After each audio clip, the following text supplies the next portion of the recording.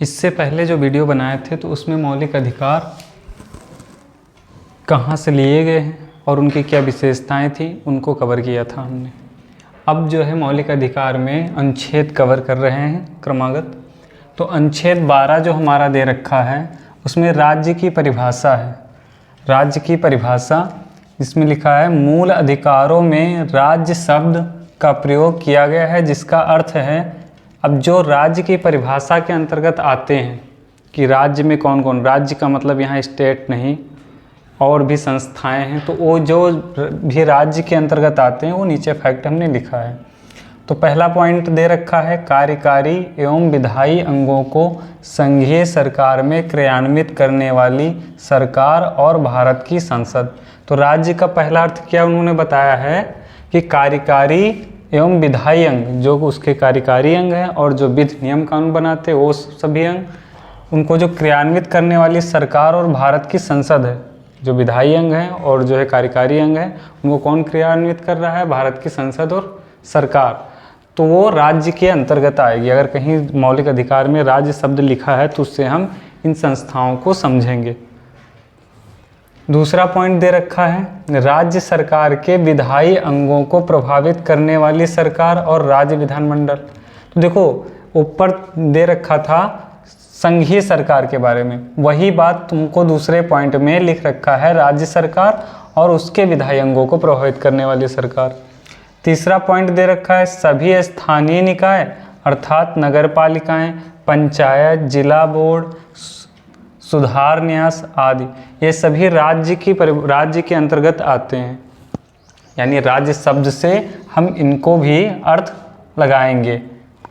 अन्य सभी निकाय अर्थात वैधानिक या गैर वैधानिक प्राधिकरण जैसे LIC, ONGC, सेल, ये गैर वैधानिक हैं। तो ये भी संस्थाएं तुम्हारी आती हैं किसके अंतर्गत? राज्य के अंतर्गत। सिर्फ हम राज्य स्टेट को नहीं समझेंगे, उसके अंतर्गत नगर पालिकाएँ, पंचायत, जिला बोर्ड और जो है LIC, ONGC, सेल, ये सभी उसके अंतर्गत राज्य की परिभाषा के अंतर्गत आते हैं। यानी उन सभी पर मौलिक अधिकार लागू होते हैं। इन सबको बार बार ना लिख के उन्होंने एक शब्द सेलेक्ट कर लिया राज्य और उसी से संबोधित कर रहे हैं। उच्चतम न्यायालय के अनुसार कोई भी निजी इकाई या एजेंसी जो राज्य की संस्था के रूप में कार्य कर रही हो राज्य के अर्थ में आती है। तो उच्चतम न्यायालय ने इसके ऊपर भी टिप्पणी की है कि कोई भी निजी इकाई, निजी संस्था है, प्राइवेट संस्था है, एजेंसी हो, तो वो भी किसके अंतर्गत आते हैं? राज्य के अंतर्गत आते हैं। उन पे भी उसी तरह मौलिक अधिकार के हनन संबंधित सारी गतिविधियाँ न्यायालय आप जा सकते हैं, सारी प्रक्रियाएँ होंगी। अब अनुच्छेद 13 दे रखा है मूल अधिकारों से असंगत विधियाँ। तो मूल अधिकारों से जो संगत ना खाती हों, जो उससे मेल ना खाती हों या उनका हनन करती हों, वो विधियाँ इसमें उसके बारे में बताया गया है। तो पहला पॉइंट दे रखा है मूल अधिकारों से असंगत या उनका अल्पीकरण करने वाली विधियाँ शून्य होंगी। यदि कोई मूल अधिकारों को हनन कर रहा है, कोई विधि या नियम कानून जो बनाए जाते हैं वो अगर हनन कर रहे हैं किसी के मूल अधिकार या उनका अल्पीकरण या मूल अधिकारों को कम कर रहे हैं, तो क्या हो जाएंगे? वो स्वतः शून्य हो जाएंगे। दूसरा पॉइंट दे रखा है मूल अधिकार न्यायिक समीक्षा योग्य हैं। अब न्यायिक समीक्षा न्यायालय द्वारा समीक्षा की जा सकती है उनकी। न्यायिक समीक्षा की शक्ति उच्चतम न्यायालय अनुच्छेद 32 और उच्च न्यायालय 226 को प्राप्त है। तो यानी न्यायिक समीक्षा कौन करेगा? उच्चतम न्यायालय भी कर सकता है और उच्च न्यायालय भी कर सकता है। उच्चतम न्यायालय अनुच्छेद 32 के तहत करेगा और उच्च न्यायालय 226 के तहत। अब विधि, अब जो चूँकि यहाँ लिखा था विधियाँ असंगत हों, तो विधि का क्या शब्द का अर्थ होगा? विधि शब्द के अंतर्गत निम्नलिखित को शामिल किया गया है। कौन कौन से? स्थायी विधियाँ और अस्थायी विधियाँ। और वहाँ दे रखा है इधर साइड में विधि के गैर विधायी स्रोत, इनको किसके अंतर्गत? विधि के अंतर्गत शामिल किया गया है। यानी विधि शब्द जो दे रखा है उसमें। तो स्थायी विधियाँ कौन सी हैं? संसद या राज्य विधानमंडल द्वारा पारित। अगर कोई भी नियम कानून संसद या विधानमंडल द्वारा पारित हो रहा है तो अस्थायी विधि के अंतर्गत आता है। अस्थायी विधियाँ राज्यपालों या राष्ट्रपति द्वारा जारी अध्यादेश या अस्थायी विधियां हैं। राज्यपाल भाई इनका एक लिमिट होता है अध्यादेश का, तो चाहे राज्यपाल अध्यादेश जारी करे या राष्ट्रपति अध्यादेश जारी करे तो वह अस्थायी विधियों के अंतर्गत आता है। यानी विधि के अंतर्गत ये अध्यादेश ये भी सब शामिल किए गए हैं। तो विधि के गैर विधायी स्रोत कौन से हैं? रूढ़ि या प्रथा। कोई समाज में रूढ़ि है या प्रथा है उसके ऊपर भी मौलिक अधिकार लागू होते हैं। अब देखिए यहाँ समता का अधिकार 14 से 18 में पहला मौलिक अधिकार तुम्हारा दे रखा है। इसमें अनुच्छेद 14 में विधि के सम्मत समता और विधियों का समान संरक्षण अनुच्छेद 14 में दे रखा है। तो विधि के सम्मत समता का अर्थ क्या होता है? यह ब्रिटेन से लिया गया है। इसका अर्थ है कोई भी व्यक्ति अमीर गरीब ऊंच नीच अधिकारी या गैर अधिकारी विधि के ऊपर नहीं है। तो विधि के सम्मत समता ब्रिटेन से लिया गया है।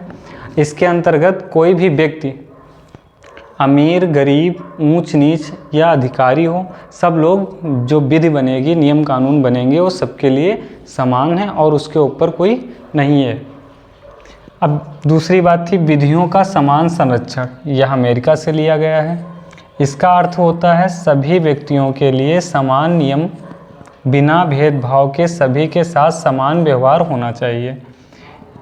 देखो विधियों का समान संरक्षण और विधियों के सम्मत समता, यानी जो नियम कानून बनेंगे उसके सम्मत सभी लोग समान हैं और वो सभी लोगों को समान संरक्षण देगा, किसी में भेदभाव नहीं करेगा, सबको यानी सबके ऊपर सभी तरीके से उनको संरक्षित करेगा, बचाएगा। तो समता के अपवाद कुछ दे रखे हैं, समता या समानता। तो अनुच्छेद 361 के अंतर्गत राष्ट्रपति या राज्यपाल के विरुद्ध उनकी पदावधि के दौरान उनके द्वारा लिए गए किसी निर्णय और किसी कार्य के लिए ना तो किसी न्यायालय के प्रति जवाबदेह हैं, ना ही किसी प्रकार की दंडिक कार्रवाइयाँ प्रारंभ या चालू रखी जा सकती हैं। तो अनुच्छेद जो 361 है उसमें समानता का अपवाद तो ही है कि राष्ट्रपति भाई सब लोग जब नियम कानून सबके लिए समान है तो राष्ट्रपति के लिए भी वही होना चाहिए, लेकिन नहीं, यहाँ अपवाद के रूप में उनको रखा गया राष्ट्रपति और राज्यपाल को। उनके विरुद्ध अगर पदवधि के दौरान कोई भी काम या निर्णय के लिए उनको दंडिक कार्रवाई नहीं उनके प्रति की जा सकती, गिरफ्तारी नहीं की जा सकती है। दूसरा पॉइंट हमारा दे रखा है संसद में या उसकी किसी समिति अनुच्छेद 105 के तहत और राज्य के विधानमंडल या उसकी किसी समिति अनुच्छेद 194 के तहत किसी सदस्य के द्वारा कही गई किसी बात के लिए न्यायालय में कोई कार्यवाही नहीं की जा सकती है। तो अगर संसद में कोई सदस्य है या किसी समिति का सदस्य है और वो कोई वक्तव्य दे रहा है या कोई बात अपनी कह रहा है जो अनुचित है, तो उसके तहत उसके ऊपर भी कोई कार्यवाही न्यायालय में नहीं की जाएगी। वो संसद की प्रोटोकॉल होता है, उसी के तहत उसमें उनके ऊपर जो भी कार्रवाई करना होता है तो प्रतिबंध या कुछ भी लगाना होता है तो लगाया जाता है। तो ये किसमें वर्णित किया गया है? 105 और 194 के तहत। अगला पॉइंट है अनुच्छेद 31 का किसी राज्य विधानमंडल द्वारा नीति निर्देशक तत्वों के क्रियान्वयन के लिए कोई नियम बनाया जाता है तो उसे अनुच्छेद 14 के आधार पर चुनौती नहीं दी जा सकती है। तो 31 गा भी एक इसका अपवाद है कि अगर उसके तहत राज्य कोई नीति निर्देशक तत्वों को लागू करने के लिए कोई नियम कानून बनाता है तब भी उसको अनुच्छेद 14 के तहत आधार पर चुनौती नहीं दी जा सकती, क्योंकि समता समानता है। हो सकता हो दुर्बल व्यक्तियों को या कमज़ोर व्यक्तियों को ऊपर उठाने के लिए कोई विशेष व्यवस्था करे, तो इसलिए अनुच्छेद 14 के आधार पर चुनौती नहीं दी जाएगी। अब इसके आगे के अनुच्छेद अगले वीडियो में आएंगे। धन्यवाद।